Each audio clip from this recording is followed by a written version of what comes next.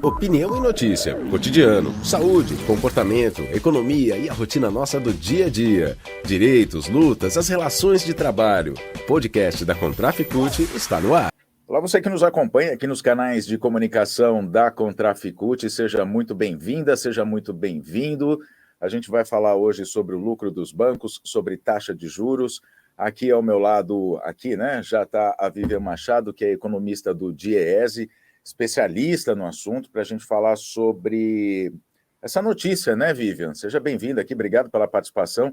Essa notícia que saiu hoje aqui sobre o lucro dos bancos, né? O lucro exorbitante.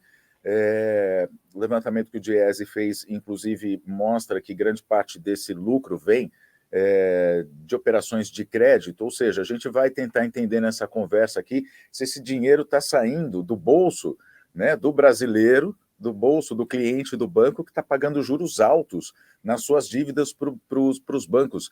É isso, Vivian? Qual foi a taxa, qual foi o índice de lucro dos bancos? E é de fato isso que está acontecendo? Está saindo do nosso bolso para ir para os bancos? Sim. Olá, André, bom dia a todos, obrigada pelo convite. Pois é, o resultado dos bancos, dos 5 maiores bancos em 2022, foi basicamente resultado dessa alta taxa de juros que o Banco Central proporciona e, por consequência, os bancos elevam consideravelmente todas as demais taxas, e aí sai do nosso bolso, sai muito do nosso bolso, e é tirado muito do próprio governo também, né? Porque os bancos detêm aí 30% da dívida pública, né? Então, eles ganham muito das operações de crédito, eles ganham com as taxas de juros das operações de crédito, eles ganham com os títulos e valores imobiliários, parte disso do próprio governo. Eles ganham, inclusive, do próprio Banco Central, porque eles têm que deixar recursos lá, são as aplicações compulsórias, recursos que eles não mexem, que eles não fazem nada com ele, fica parado lá e está rendendo a Selic.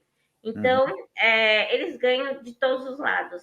Mesmo que eles paguem mais para captar no mercado, com essa alta taxa de juros, eles ganham muito mais.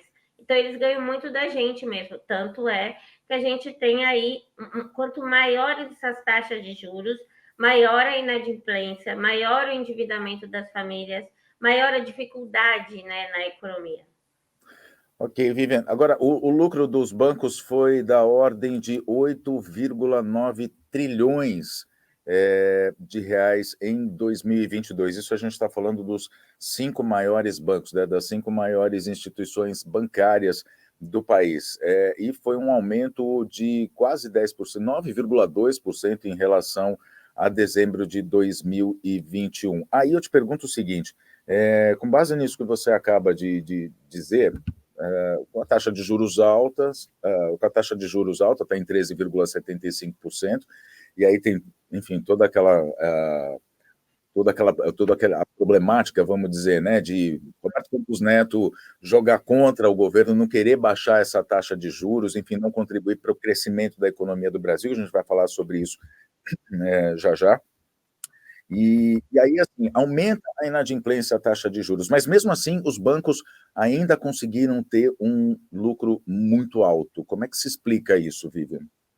Sim, então, só uma pequena correção. 8,9 trilhões é um número, é o montante do ativo dos 5 maiores. É o que eles têm de ativos. Então, eles já têm quase 9 trilhões de reais em ativos.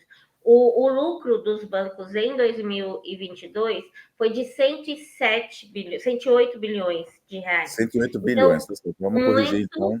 Mas é muito alto. E isso porque eles fizeram altos provisionamentos, que reduziu esse resultado.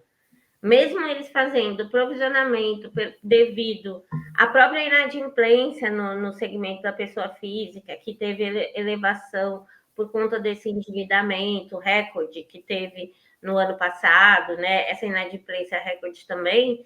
Eles fizeram também um autoprovisionamento por conta do caso da Americanas, eles são os principais credores no caso da Americanas.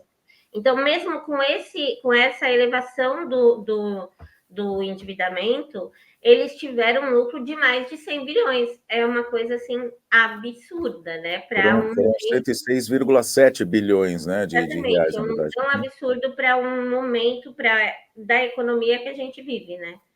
Só os bancos ganham com essa taxa de juros, a gente vê isso, que só os bancos ganham com essa taxa de juros, o restante da economia perece, né?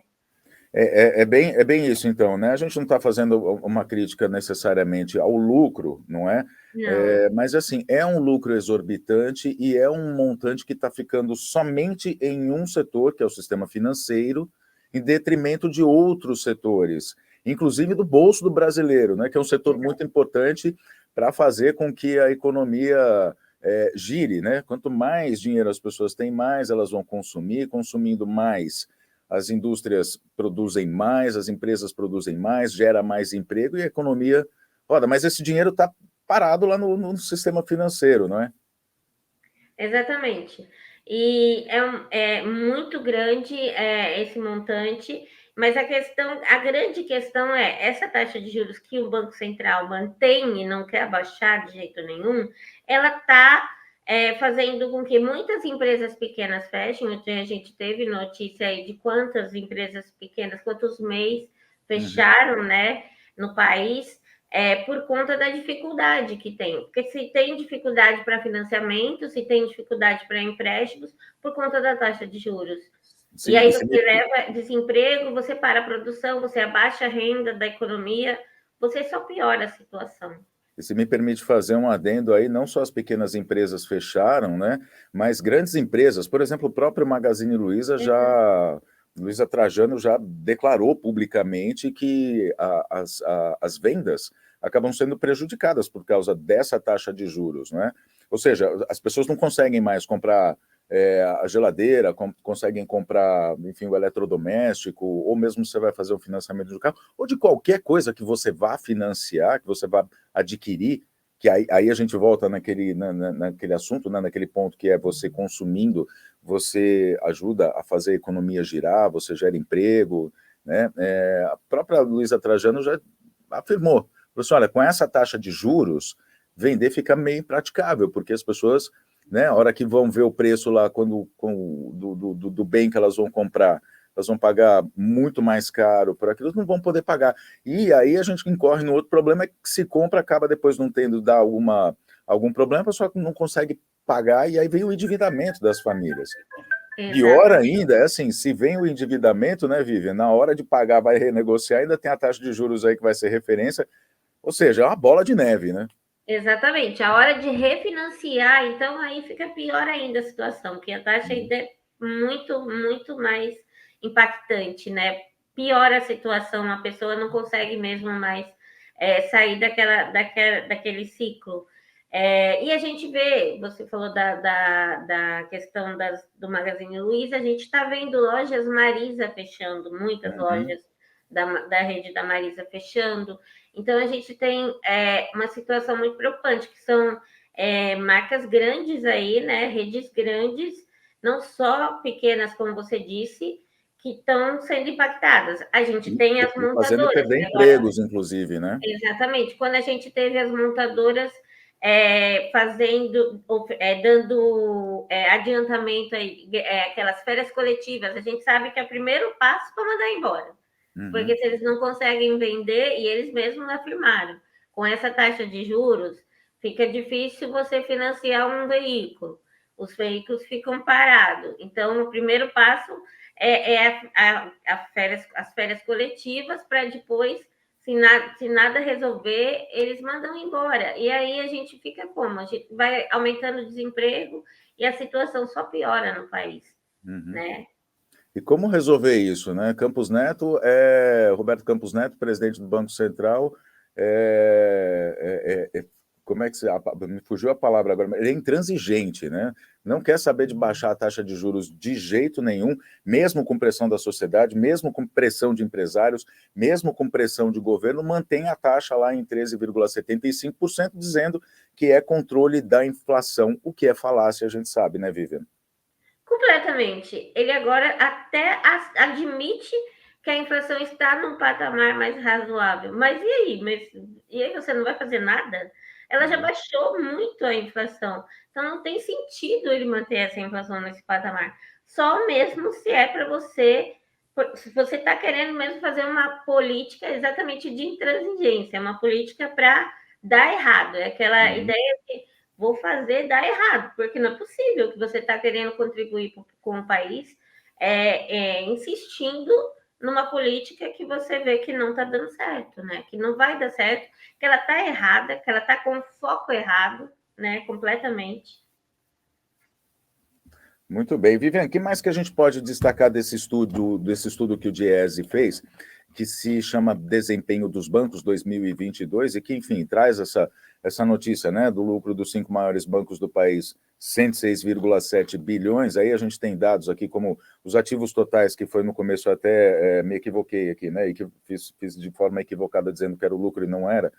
Os ativos totais são 8,9 trilhões, só de operações de crédito, que eu acho que e você me corrija se eu estiver errado, são essas operações, né, de crédito que envolvem diretamente o cliente, o consumidor, que faz seu financiamento, enfim, que paga suas contas.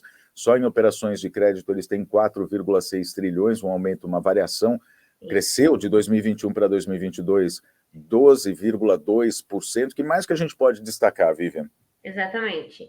Então, o que a gente pode destacar também é que a gente tem que falar um pouco do emprego, da questão do emprego e das agências bancárias. Os bancos vêm apostando há anos na digitalização das transações. E o que a gente tem visto é a substituição das agências tradicionais por unidades de negócio, que eles chamam de escritórios especializados, agências digitais, com bem menos pessoas no atendimento. E aí a gente tem um saldo, a gente observou um saldo positivo no balanço dos 5 maiores, porém é um saldo maior até que no CAGED, que o saldo dos 5 maiores é de mais 5 mil postos abertos, e no CAGED é de cerca de 2 mil postos abertos, porém, lá a gente está falando de mais 150 bancos.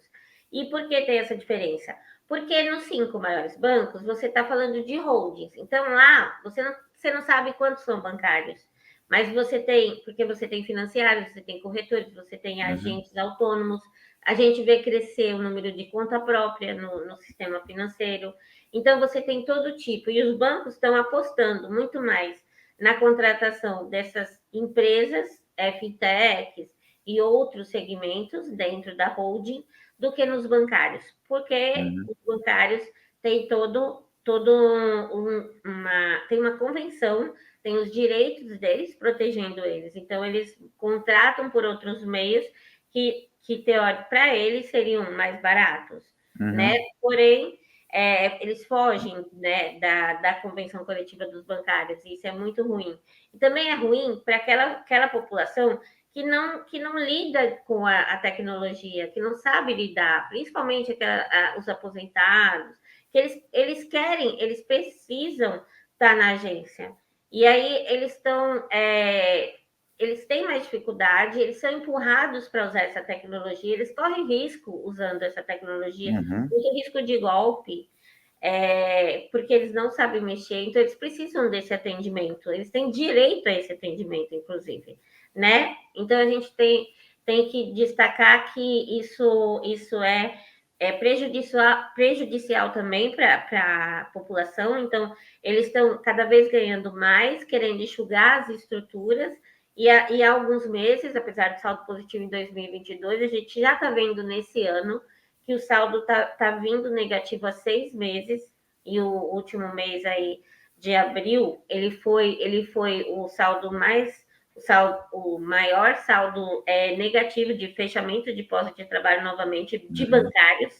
Então, a gente está vendo que os bancos, de novo, estão reduzindo a categoria, e isso é prejudicial para o atendimento, é prejudicial para a população também, que precisa desses bancários para auxiliá-las no atendimento, né? Isso é bem prejudicial. Muito bem, só para desenhar, ou redesenhar, fazer um resumo disso que você disse, é assim, primeiro o número de agências, você começa dizendo que teve uma redução, foram 617 agências fechadas nesses 5 bancos em 2022, e aí o que acontece é o que você diz, o esvaziamento da categoria bancária, apesar de o saldo ser positivo, o que está acontecendo é que o emprego bancário está deixando de ser o emprego bancário para ser de outras, vamos dizer, de outros tipos de emprego, ainda que nos bancos, né? Você tem, por exemplo, pessoal que trabalha com tecnologia, os financiários, vale dizer que a Contraf atua justamente para fazer a representação de todos esses trabalhadores que trabalham para o sistema financeiro, para que justamente não percam, para que tenham garantidos os direitos conquistados ao longo de muitos tempos, muitos anos, né, pelo movimento sindical, pela Contraficute, que garantiu a convenção coletiva de trabalho e os acordos coletivos, ou seja, garantiu os direitos dos trabalhadores, e o que acontece é que também pela taxa de juros a gente pode dizer, então, Vivian, que o trabalhador está perdendo direitos, é isso, né?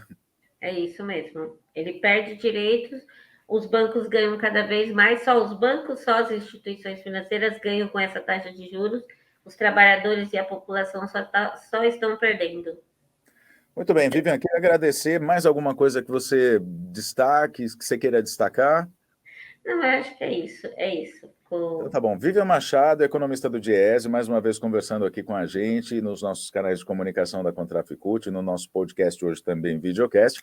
Queria agradecer mais uma vez, Vivian, a gente vai voltar a se falar aí mais vezes, até que essa taxa de juros baixe, e depois que a taxa de juros baixar, né, a gente volta a conversar também para saber quais são as expectativas aí para a retomada do desenvolvimento da geração de emprego, enfim, e também, como a gente acaba de dizer, para a garantia de direitos dos trabalhadores. Vivian, mais uma vez, obrigado. Com certeza. Muito obrigada, André. Muito obrigada. Bom dia. Obrigada. É isso, a gente se fala numa próxima edição. Até lá.